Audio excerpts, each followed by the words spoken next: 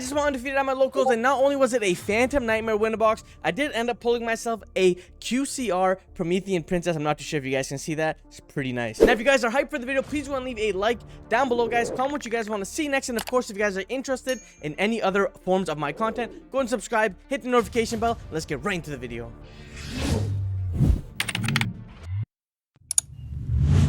Alright guys, so quickly getting into the deck file. Before we get into it, guys, I'm going to do a quick breakdown of my matchup. So round 1, I played Fire King Snake Eye. I 2-0'd that. Round 2, I believe it was Raid Raptor. We went into game 3. Raid Raptor's a crazy deck. Honestly, I don't know what I would have done if I had lost the dice roll and he set it up. And if he set up like the 3 big bungus guys, really difficult deck to out. Round 3, I believe, was Labyrinth Furniture. I could have won game 1 if I just ended up summoning like Appaloosa, but it's fine. I ended up winning through the game 3, and then I believe round 4 was against Voice's Voice. It was a very long grind game. There's some misplays on both ends, but I did end up kind of eking the win out. And then round 4 was Snake Eye Fire King in the mirror match as well, guys. It ended up winning that one. I believe it went to game 3 as well. I'm not too familiar, but yeah, guys, I ended up going XO, and with that, I opened up the Phantom Nightmare box, and I did end up pulling myself a nice and lovely QCR Promethean Princess. Such a nice card. But anyways, guys, starting off with the deck profile, of course, we're going to start off with the main deck. And I'm sure you guys saw from the title, of course, in the video. I don't really know I did that, but I am going to be playing Fire King Snake Eye because, I mean, it's the best deck. So again, we are playing triple Snake Eye Ash. Now, this card is really good. This card is glued to me in my Voice's Voice matchup as well. I literally had no cards. My opponent had all of his negates burnt and ended up summoning Snake Eye Ash. And I just had full combo. Like, this card's way too much, honestly, and like, depending on kind of the way Konami wants to address this deck in like an E-ban or just a ban list later on, Snake Eye Ash going to 1 could definitely be the play because this card is just too much in what it does. Like, being able to summon, and then even if you Ash this, like the first effect, it can just send to summon. So like, it's too problematic. Like, you have to Veiler it, otherwise you're absolutely screwed. And then paired with Snake Eye Ash, I am playing double Snake Eye Poplar in the main deck. Now, this card's really good. I was originally playing with 1 just because I didn't want to buy the second one, but I ended up getting it. So Poplar is really good as well because it's an extender, because you can just add it off Snake Eye Ash special and keep playing. It also helps you enable some really nice and unique combos with the deck, like through Droll and things of that nature. And then, of course, so that is it for the 2 Poplar. And then, of course, you play the 1 Snake Eye Oak. Now, Oak is really good. If you're not playing Oak in your deck, personally, I don't think you know what you're doing. I'm not too, I would say, like, refined with the deck. I don't really know, like, all the best lines, but Oak has, like, bailed me out of so many situations. Like, being able to just go Ash and Poplar, get Oak Reborn, then get additional bodies, just too good. Like, I don't know why people would cut this card. And then, again, literally, people are calling this card, like, Block Dragon 2.0. It's Snake Eye Flamberge. Now, this card is crazy. If you want to kill the deck, you just ban this card, call it a day. This card is way too good in what it does. Essentially, just being able to play 1 with Snake Eye Fire King because you have so many ways of recurring this and just summoning this card, things of that nature, and everything like that as well. Like, it's really good. Like, this whole engine itself just plays under every hand trap imaginable, plays under Nib, plays under Droll, plays under everything, and then you can just literally OTK through it as well. So it's what makes the deck really strong. And again, like I was saying, guys, the best way to stop this deck is to ban this deck. This is how you OTK. This is how you do all sorts of other shenanigans as well. Flamberge is the reason why I could literally OTK. But fun fact, against the Voice player, he was playing Runic and he banished my Flamberge, and I was still able to OTK. So it's pretty good. Like, the power that this deck has is just crazy. So that is it for, like, I would say, I guess, the Snake Eye main deck monsters. It's like very standard, like the 3-2-1-1, because you don't want to play any more in Fire King Snake Eye. Speaking of Fire Kings, I am playing the 1 Ponix followed by the triple Kirin, and then the 1 Gurunix and the 1 Arvada. So the reason why I'm on 3 Kirin personally is I feel like when you open Kirin plus the Snake Eye cards, like, the Snake Eye cards lose very hard to imperm. So I want to be able to open Kirin in my hand game 1, and then game 3 is also really good, especially against backward decks. You want to keep it in, or other slower decks as well, because Kirin just helps you facilitate a lot of plays, especially like most people side 1 out depending on the matchup. Like, if it's a combo or the mirror match, I would definitely side out the second one, but I feel like 3 is just way too broken. And honestly, I kind of have to max out in 3 because I don't really have access to like specific cards in my deck. So I just felt like being able to fill my deck out with these cards really good. And then the 1 Grunix, of course, that's all you really need. You can add this card back to your hand off a Sunlight Wolf to play around Soul Release, so there's a really nasty combo with that as well. And then, of course, you want Arvada because you need it in a lot of your combos, and Arvada works very well with the special card in my extra deck as well. I'm sure you guys know what it is, honestly, but Arvada is really good, especially because you dump Arvada turn 1 and then you dump Kirin during your opponent's turn. So that's the reason why you want to play 2 Kirin. But having the 3 means that you can open it up and play through like a lot of hand traps and disruption, which I was doing like normal Snake Eye Ash, and drop into Kirin. So it's really good in that regard as well. So that's it for like the Fire King engine. And then of course it's going to be double Diabellstar, the Black Witch. Diabellstar is really good. If I had 3, I would play it personally, but I have to build a deck for 2 people because I built for my little brother as well because I'm a real one. So I would definitely play 3, but 2 just really good. It helps you get additional extenders, especially if you open the Snake Eye Ash combo plus Diabellstar. It's like full FTK board, like it's a crazy board. So being able to play 2 is good. I would definitely recommend to play 3, and that's a change I would make in the deck if I had it. I would play triple Diabellstar, and then of course, adding on to Diabellstar, we are playing the triple Wanted Seeker of Sinful Spoils. Now this card's crazy as well, like I said, and like a lot of people are saying, it's the new engage engine, right? It's so much money for a reason. The reason why I have this card personally is because I got it when I was playing Infernoble. Otherwise I would not be spending the money for this. But if you definitely go to like an event or regional, you guys absolutely need to be playing this, like without a shadow of a doubt. Like you're trolling if you're going to like an event and you're trying to play this deck without it. Like I don't know what you're doing. But paired onto the Wanted engine as well as the Diabellstar engine, of course we're playing the one Sinful Spoils, original Sinful Spoil, whatever, the one that summons from deck. This card's really good. Oftentimes, honestly, like when I would activate Wanted, depending on the matchup, I wouldn't shuffle back Sinful Spoils to draw, because I know that this has the additional effect where during my opponent's turn, or sorry, at the turn it's not sent to the graveyard, I can banish it to add Diabellstar back and then search, and then I can banish Wanted to shuffle it back. So you really want to do that for like your follow-up play to extend your follow-up and not really just like commit to an all-in board, especially because like not a lot of decks are OTKing you, honestly. And then I do play the one Temple. Now this card's really good, and this is what kind of makes the opening the Snake Eye Ash like a lot better, because if you basically open Snake Eye Ash plus any of these cards here, you search Temple and you do the full Temple play, which is absolutely crazy. Like you get a Flambridge access, you play around Nib, and your board is just crazy. You end up playing around like all sorts of soul release cards, things of that nature as well. Lucas Sacco ended up posting a pretty good YouTube video, so that's where I learned the combo from, off of him personally. No shame in that, honestly, just like giving, you know, respect to someone else. So it's really good. Like Temple, you need to play in your deck no matter what. Like if you're on Snake Eye Fire King and you're not playing Temple, in my opinion, I think you're trolling genuinely, because like it gives you a lot more routes, especially if you go through the Wanted engine with Sinful Spoil. You have another card to activate, and then it helps you play around Nibiru as well. Like this card was going crazy against Labyrinth as well. In the mirror matches against Nibiru's, any deck that summons your opponent's turn or during your turn, you just go Divine Temple, scale like whatever you want to play. Your opponent disrupts you, Temple summons out Oak Reborn, Temple summons out Flambridge, and it's just crazy. And then one final thing as well is something to really know about Temple. I know I'm rambling about it, but if you have Temple plus Divine or Flambridge, you can give Flambridge their own monster, and then when they summon, you can go Temple summon it out, right? So if they have like annoying cards like SP, IP, even in the mirror match, things of that nature, a Snake Eye Ash, a Guru Nix, anything like that, you can go ahead and get it out and then bring it to your side of the field and then use it as multiple forms of disruption as well, which is really, really good, especially if you're anticipating a lot of the mirror matches personally. So that's what makes Temple like even more broken in that regard. So again, that's it for like the Snake Eye engine. And then of course, moving on, I would say to the one of spells. So we played the one Sanctuary and the one Fire King Island. In my opinion, you don't really need to play any more than this. If you're even on a budget variant, I honestly wouldn't play it. I'd probably just play the Circle instead, because like you don't really need two Sanctuary. Oftentimes you're just using this card as fodder to send it away as well. Like you're not really making Guru Nix Eternity like that. And then of course one Fire King Island, which is crazy, facilitates so much plays, so many plays, sorry. And yeah, you can be complaining like, oh, well, why would I play Fire King Island if I play Divine Temple? Like, first off, there are a lot of combos you can do by Unicorn shuffling your card, but the secondary play is like you just hold Island in your hand, you use Temple to set up anything, bait hand traps, and as soon as they don't have Nibiru, you climb into Appaloosa, then activate Fire King Island. You're not worried about that, you feel me? So it's like that. And then some more one of cards I'm playing.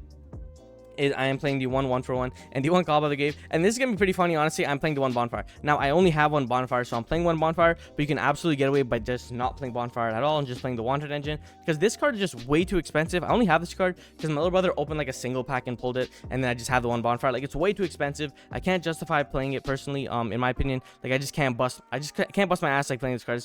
It's too troll to like get 3 of it if you're not traveling, right? So I just played the one Bonfire. It's a really good card, obviously, but you guys definitely do not need to play it. Like, but I was opening this card a lot, like religiously. Call of the Games you can probably cut for like something else, same with like Kieran if you want. And then one for one, I feel like it's just too crazy, especially if you're not on like or a more budget variant, right? So I have these two. So again, I have Bonfire plus one for one, but it's technically Bonfire, like a little better. So yeah. And then moving on to the non-engine, one of the main reasons to play this deck, honestly, we're playing triple Ash. So even though Ash is bad, quote-unquote bad this format, it's still really good against like any sort of rogue deck, like stops everything. The only controversial thing about Ash is like, yes, it can get heated and then turn to Promethean Princess for them to extend, but it's like, bro, if they have it, they have it. The extender, and anyways, like, you just want to Ash on like their weird effects. So like a Snake Eye Ash play, if you read their Oak Send, you want to do that. Original Sinful Spoil, and then another FTK card is going to be Droll and Lockbird. Now the reason why I say it's FTK is because you can choose when to Droll your opponent and it'll change their plays, right? And a lot of the instances your opponent has to change his plays if you do have Droll or if you don't have Droll. So it's a really good meta warping card. Anytime this card is good, you know the format's in shambles. So again, don't worry about like drone lock rage, just worry about the cards that do it. And then speaking of more OP cards, it's going to be nib. So now these two cards are very interesting. What they do, especially in the mirror match, is if you end up opening droll and nib, you can play a lot more safe because you have cards like this, or you can play greedier. The reason why I don't like to play greedy is because Snake Eye Fire King is a deck that can really push through all sorts of nonsense. So the reason why you want to open like nib, and then you want to play into your opponent, making them think that you don't have the nib play, and then you end up doing it. And I'll explain something really cool afterwards, like after the fact, but that's it for the nib. And then we play the triple infinite impermanence. Again, it's like one of the best hand traps against Snake Eye, so you want to do it like that. And then I'm not on Veiler. I decided to main deck Towns, especially because I feel like there's going to be a lot of mirror matches, and in the mirror matches people play like all sorts of hand traps, so Towns goes like absolutely crazy. Towns taking Appaloosa is really good, especially because if you're playing against other Snake Eye players who are ending on like bigger Appaloosas, Towns gets a lot better. Infinite value, things of that nature, just like Towns rip, Towns take. It's really good. So that's why I feel like playing Towns is really good. And then it's an easy side out, like worst case scenario, you know what I mean? But going second is really good. That's the reason why I'm not on Veiler personally, because I feel like the hand traps, it's just too much. Like at that point, like if you open any of these two cards in conjunction, or Talents as a 6 card or Imperm as a 6 card, it's still good enough as is. Like you can Imperm your opponent, then Talents, and then you know what I mean, so keep playing from there. So that's it. I believe it's 15, 3, 6, 9, 12, 15. Yeah, so 15 on engine. Some people are on more. I'm just on 15 personally, just because again I can't be on more because I lose too much consistency. But that's it for the main deck, guys. I'm rocking a cool 40. You can go higher for sure if you want. But moving on to the extra deck will go. So I'm playing the one Link Kribo. This card's like really good. Like this is the best Link monster in the deck, arguably, right? Make Link Kribo play around all sorts of things. You can always summon it. Speaking of more Cyberse monsters, if you want IP Masquerader, like this is one of the most important cards in your end board, especially because like Flamberge reborns it, summons it, you know what I mean? So I mean, if you haven't seen my video, click somewhere up here, right, for the combos. Then the one SP Little Knight. Man, SP is crazy. Like, in testing, you're not going to summon this card because you know what your opponents are playing against. But in practicality, this card goes absolutely ballistic. Like, banish a card. It's really good, especially if you get hand trap, because you want to banish your own card. So you banish your Snake Eye Ash, so they cannot heal you. And then you can use SP to, like, banish your Snake Eye cards. You can use SP to just play around all sorts of things. So it is really good. And then some more Link 2s. We are playing the Salamander Great Sunlight Wolf. Now, this card is just crazy in what it does. Like, being able to add a fire back is really, really important. Being able to ladder, things of that nature. And then we play the one Nightmare Phoenix because there's a really cool Zelantis OTK that you can do with this card. I have a video coming up like very soon that I wanted to do, but because I ended up going undefeated, I'm going to put that video on hold. But again, then we play the one Duel Chimera for the Duel play. So again, shout out to Yassine for showing that one. Similar to Lucas Sacco as well, he also shows the Duel Chimera play. So I feel like I don't really need to show it, but it's a really good card. Like, make sure you guys are playing it for sure, especially if you're playing Fire King. Like, if you don't know the combo, you should definitely test the combo to see if it's worth it. Like, don't just dismiss a combo for no reason. And then literally some of the most broken cards in the whole format right now, it's Dark and Heated. Like, these Charmers are way too good. Like, especially Heated, like Heated's the reason why Ash is bad, right? Like, it's crazy. Like, one extra card makes the thing bad. And Dark is really good because Link Kribo and the generic aspect as well. So it is really good in that regard, like these two cards. And then because I'm on the Charmers, I decided to play the one Celine because Celine works very well. However, Celine didn't come up, and I'll tell you guys what my changes are moving forward. But Celine didn't really come up with me too much. But the theory is there that I could like make a dark reborn, like one of their cards, and then link into Celine, then Celine reborn my DBL star and keep playing from there. So I mean, it's pretty good. But then moving on, we play the one Deco Talker Heat Soul. So there's some pretty good plays with Heat Soul as well. One of the main things you're doing is you are going to Cyberse monsters with different attributes. So you're going Sunlight Wolf, Link Kribo. Sunlight Wolf adds back a card, then you go into Link Kribo into Heat Soul draw card, right? So you just end up getting like infinite resource loop. So it is really good. So again, you should definitely be playing the Heat Soul. I know some people cut it, but like I feel like you shouldn't cut it. Like, you need to play it, honestly. And then I'm playing the one Promethean Princess because I only have one, but I ended up pulling a second one, so I'm probably going to tell it. And that's what my change would be, right? My Celine would be the second Promethean Princess because it enables you to play a lot greedier, right? If you have the one Promethean Princess, you have to kind of jump through hoops to make sure your opponent doesn't nib you on this. But because I pulled the second Promethean Princess, I will be on 2 now, so now I won't be punished as much. There was one time against Labyrinth where it did come up in the grind game where like I wish I had a second one. But I ended up putting myself in a bad state anyways. So I feel like it didn't come up, but definitely I would do that. And then I played the one Ambler because Ambler is like crazy in this deck, especially because like one of the best things you can do is like when you have the Heat Soul board, you can make an Ambler. Then when Ambler dies off of Promethean Princess's effect, it'll be destroyed, and then Ambler's effect can trigger to reborn Heat Soul, because as long as Princess on the board, you're locked into fire, so like you can't really reborn your IP. So you want to reborn the Heat Soul and get an additional draw. So it works very well. And then one really important thing about Ambler as well that some people don't know because Yu-Gi-Oh players can't read is in the mirror match, if they pop one of their Link 3s or lower, Amber can trigger to pop their Fire King Island. So it's really good. Like, especially like if you end up doing a play where like you pop Amber, do something, whatever, make a Duel Chimera and things of that nature, and they out the Duel, you can go chain link 1 Amber banish to pop card non-targeting, chain link 2 Duel, and now you chain block the Amber, you pop their Fire King Island, nukes their whole board. So it is really good in that regard as well, especially because like not a lot of people are seeing that play. Then the 1 Salmon Rage Phoenix, you have to play this card in this deck, honestly. Like the free OTKs that this deck facilitates just off of this card like Zealantis, it's crazy. One funny thing about Zealantis as well is it says it's up to the co-linked monsters. So like one thing I like to do is like if I have IP, I'll IP into SP here right to the zone, then I'll SC banish, and if they enter battle phase to try and out the SP, I can use Zealantis to like pop their cards, and I still have SP live. So it is really good in that regard, and like one of my favorite reasons why. But again, the other reason is because like it facilitates the OTK. Like if you have Zealantis plus Phoenix, you have a full OTK, right? Because basically what you want to do is, I'll just quickly show it right here.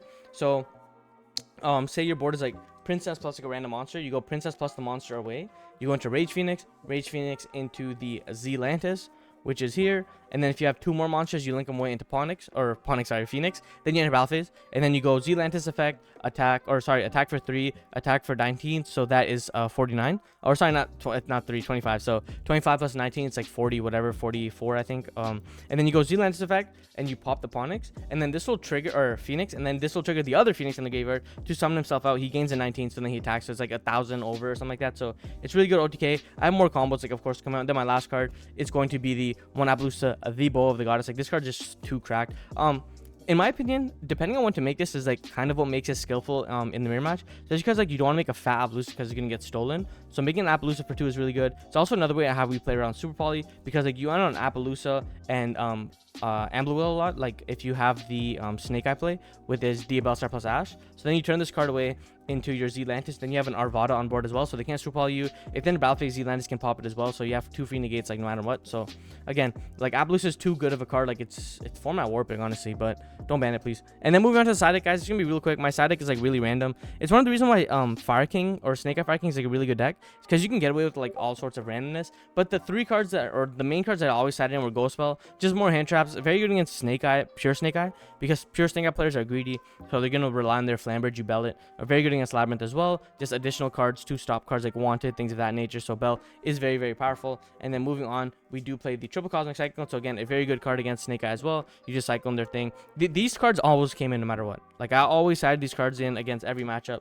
And then speaking of more like back row removal, I am playing the Feather Dust and Lightning Storm, because if you go to like a locals or like a regional, you want to get ready for jank stuff. So being able to play things like this is really good, like out Floodgates, things of that nature. Speaking of Floodgates, we are rocking triple anti-spell because like one of the best cards in the deck. You only lose to power spells, and Yu-Gi-Oh's all about power spells right now. So being able to go into like Heat Soul, draw the anti-spell, activate the anti-spell, then you have a layer of defense is really good. And then moving on, I played the 1 Subversion just for like if I go second against like problematic decks, I can just use Subversion to put the monster away. The 1 Circle, in theory it's really good, but I probably wouldn't side this card going forward. Same with the Subversion. And then I played the 1 Agave Dragon just because like I anticipated the mirror match to be grindy and go into time, so I want to play Agave because I didn't want to get scummed in time, because I know that people are siding for time right now with Agave Dragon because it got popular. It never came up, so like moving forward, I'll probably cut these 3 cards for like something else. Maybe if you go to a bigger event, you want to play Agave Dragon personally, but yeah, the only changes I would make is, like I said, I only have 1 bonfire. If I had more bonfires, I would play it, of course, guys. And then, of course, I have, like, the tokens. Just shout out everybody, whatever. But that's for my video, guys. If you guys like the video, go and leave a like on the video. Look, my thumb is pretty cool. Comment, subscribe. My name's Samson, like I always say, guys. Keep on shining. Never on your dreams. Peace.